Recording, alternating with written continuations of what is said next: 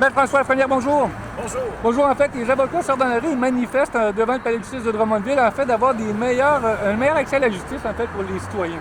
C'est exact. Nous sommes des criminalistes, des avocats de défense en droit criminel et un mouvement partout dans la province aujourd'hui pour dénoncer le système de rémunération actuel de l'aide juridique pour les avocats comme moi, comme nous, qui œuvrent en pratique privée.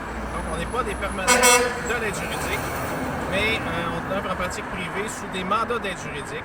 Ce qu'il faut savoir, c'est qu'il y a beaucoup, à peu près la moitié des mandats en matière criminelle qui sont défendus par des avocats de pratique privée qui acceptent l'aide juridique. Il faut faire une distinction entre les deux, en fait, pratique privée et en fait ce qu'on retrouve dans certains bureaux d'aide juridique. On n'est pas des employés du gouvernement ni de la Commission des services juridiques. On est des avocats à notre compte qui acceptent des mandats d'aide juridique pour défendre les citoyens.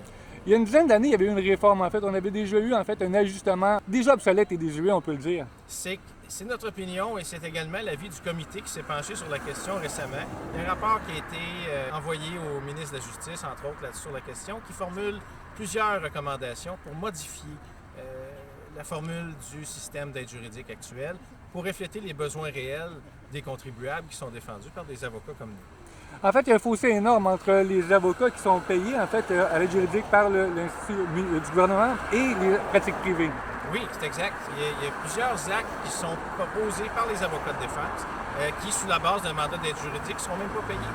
Il n'y a aucun montant qui sont prévus pour rémunérer la préparation des dossiers, l'enquête préliminaire. Donc, plusieurs exemples comme ça qui font en sorte que l'avocat désigné par l'aide juridique, choisi par le contribuable, ne sera pas rémunéré pour préparer sa cause, pour faire son travail.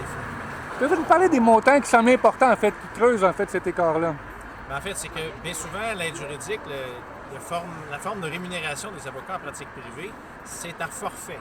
Donc, bien souvent, comme vous allez voir sur nos affiches, un avocat pour un dossier entier, procès inclus, va être payé 600 $ pour les accusations les plus graves. Il y a certaines modulations à ça, dépendamment des actes posés, mais généralement, c'est à forfait comme ça. Mais il n'y a pas de montant prévu pour des préparations de dossiers. Il n'y a pas de montant prévu pour des modifications des conditions de remise en liberté. Il n'y a pas de montant prévu si on négocie une remise en liberté au lieu de la plaider. Alors, il est temps que la formule change, parce que c'est une formule désuète. Il y a plusieurs autres provinces canadiennes qui ont modifié leur mode de rémunération d'aide juridique. Alors, il est temps que les contribuables aient l'avocat de leur choix, rémunéré de façon convenable pour bien préparer leur dossier. C'est essentiellement ce que vous demandez, en fait, un écart moins grand, en fait, une meilleure rémunération, en fait, des dossiers que vous prenez en main. Exact. Puis, dans d'autres domaines du droit aussi, on est des criminalistes, mais le mode de rémunération de l'aide juridique, tel qu'actuellement formulé, est désuet.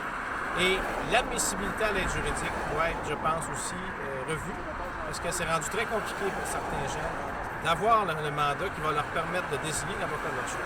C'est en fait au cœur de vos revendications également un meilleur accès en fait pour les citoyens. Exact. Excellent. On va souhaiter que le message soit entendu évidemment par les différents paliers du gouvernement et en fait que le message soit reçu. Essayer de passer haut et fort aujourd'hui.